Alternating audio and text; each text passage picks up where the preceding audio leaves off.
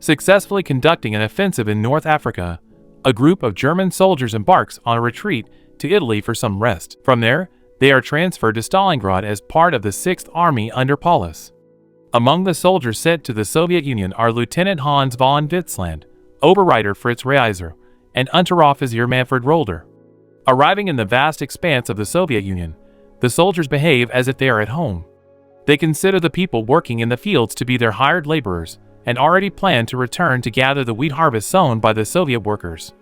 However, Lieutenant Witzland is not caught up in the general mood. He writes a letter back home, recounting his deployment to Russia. Upon reaching Stalingrad, the German troops confront harsh reality. The previously battle-hardened soldiers are now wounded and demoralized.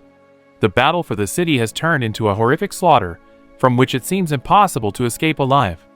Witzland witnesses an officer beating a captured Russian and intervenes to protect him. In return, he gets hit in the face, and when he complains to Hauptmann Haller about the officer's actions, Haller simply laughs it off, and complaints to higher-ups yield no result.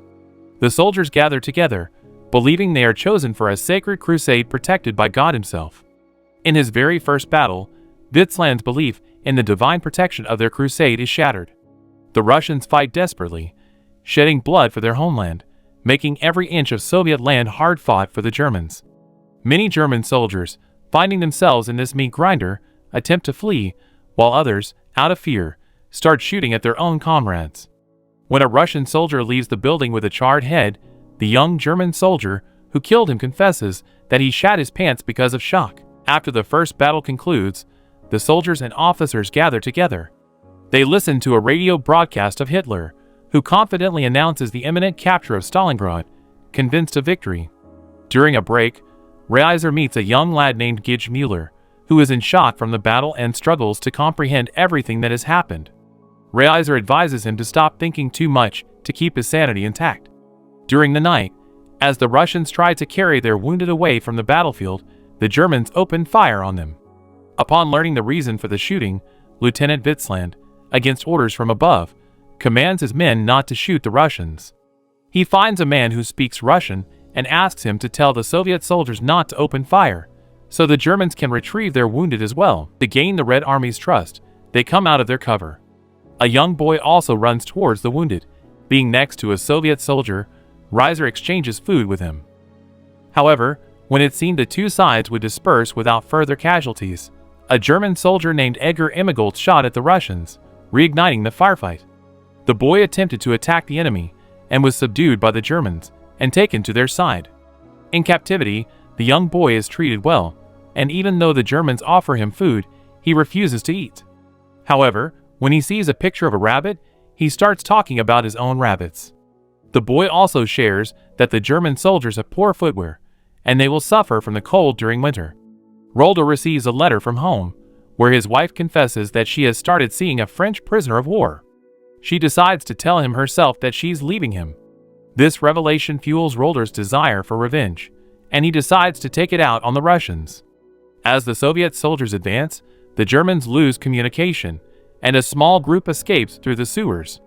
Witzland, Reiser, and Emmigoltz carry flamethrowers as they illuminate their path and come across the bodies of their fallen comrades. They split up, and Witzland takes the wrong tunnel, getting lost and accidentally encountering a Russian girl named Irina. They find themselves in a dire situation. If Witzland kills her, Irina's comrades will retaliate and shoot him, but if Irina screams, he will be forced to kill her. Both outcomes mean certain death, but Irina decides to lead the Germans out of the sewer in exchange for her freedom. As they reach the sewage waters filled with corpses, Irina pushes Witzland in and escapes. His comrades arrive just in time to help him out of the water. However, the group's escape from the sewer isn't without casualties. Emmigoltz injures his leg, and they have to carry him on their backs. Russian soldiers follow the German soldiers' trail. The Germans manage to escape, find a hospital, and take Emmigoltz there. With a weapon aimed at a medic, Reiser forces him to save Emmigoltz, but all the medic can do is give him an injection. Emmigoltz dies in agony. As a consequence of Reiser's actions, all the soldiers, including Witzland, are arrested and sent to a penal battalion. Even a conversation with a general cannot rectify their situation. In the penal battalion, Witzland, Reiser, Rolder, and Müller are assigned to road demoning. December arrives, and the German troops' situation becomes desperate. The soldiers in the Penal battalion suffer from hunger, frostbite, and gradually turn into savages, fighting each other for food. They are sent to the front, where Witzland meets Hauptmann Hermann Musch. The soldiers' morale is non-existent. They are ready to surrender, but the command orders them to keep fighting. In another intense battle, the Germans encounter Russian tanks, and after a tough fight, they manage to prevail. However, their victory doesn't make their lives any easier. Across the snow-covered plains, they haul heavy weaponry back to the German positions. In the Russian villages, they take numerous prisoners, old men, women, and children, and burn down their homes. When they run out of food for the prisoners, they begin executing them. Hauptmann Haller selects members from the Penal battalion, including Witzland and his comrades, to be part of the firing squad. If they comply and shoot the prisoners, they will be rehabilitated in the eyes of the command and regain their rank and insignia. However, Lieutenant Witzland flatly refuses to shoot, as among the prisoners is the young boy they captured in Stalingrad. Reiser, on the other hand, has a different opinion. He believes that by killing these Russians, they would be relieving their suffering from hunger and cold. The prisoners are shot, and those who survive are finished off. After witnessing this, Reiser no longer wishes to remain in the German army. He decides to desert and invites Witzland and Müller to join him, and they agree. The three of them venture into Russian territory, where they find the way to an aerodrome. Along the way, they come across numerous German corpses and collect papers with notes about injuries. This way, they can pose as wounded soldiers and escape from the place. When Witzland's group reaches the aerodrome, they discover they are not the only ones with such a plan. Others have also faked battle injuries, but those who are discovered are quickly executed. Reiser and Müller convince the inspectors that they are genuinely wounded and manage to reach the airplane. However, there are so many people eager to escape that they cannot all fit, and the plane departs without them. With no other planes available, the three of them have no choice but to return to the ranks of the German army. They head towards their comrades and take shelter in a dugout until an aircraft flies over them. They receive supplies and awards dropped from the sky. Most soldiers simply discard the awards and eagerly consume the food. At this moment, Hauptmann Haller appears.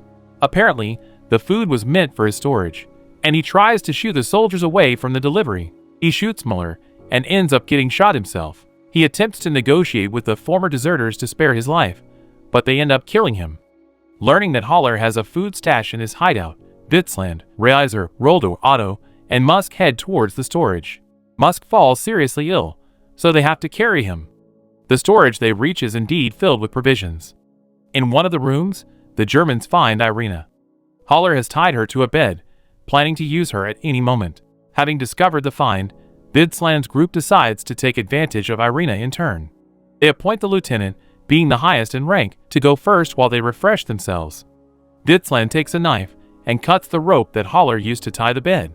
He explains that he wants to spend time with a woman before dying, but Irina refuses to submit without a fight. Despite hitting her, Witzland refrains from taking her by force, and he forbids his comrades from doing so as well. Musk's condition worsens, and Rolder takes him out into the fresh air. Meanwhile, and desperate Otto shares his strange dream where he gets hit by a projectile, and then he pays his respects to Führer, inserting a pistol into his mouth and shooting. Musk dies on the street.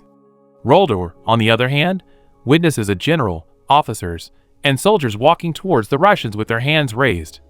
Irina volunteers to take Witzland and Reiser to the Germans, but as they cross the snowy steppe, they encounter Soviet soldiers who open fire. Irina is killed by her own, and Reiser and Witzland freeze in the steppe.